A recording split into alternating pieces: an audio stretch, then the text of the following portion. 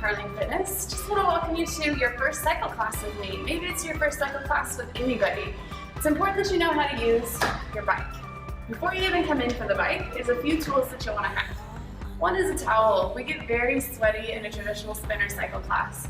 This is going to allow you to towel off between tracks, keep you a little more comfortable.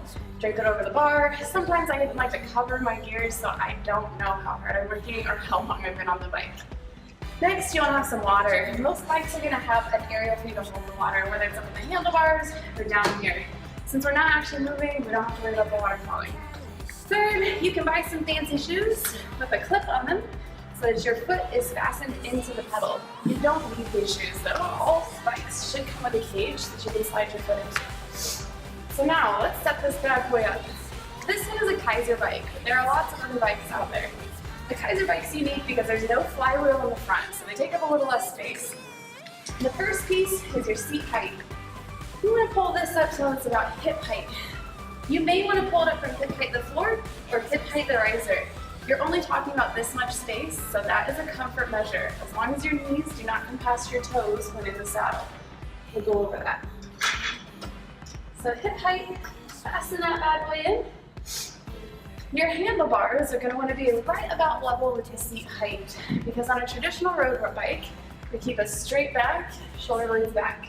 If you have a little bit of lower back limitation, you can bring your handlebars up taller.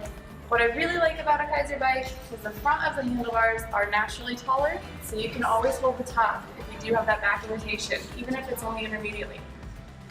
The next piece, so once you've adjusted this up or down, or in or out, depending on your height, a good barometer there is from elbows to fingertips, so I should be able to touch.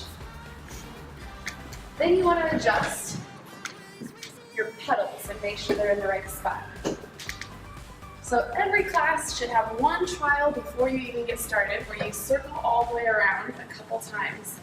You'll notice in my 90 degree, my knees are not coming past my toes. They're in line with my second and third toe.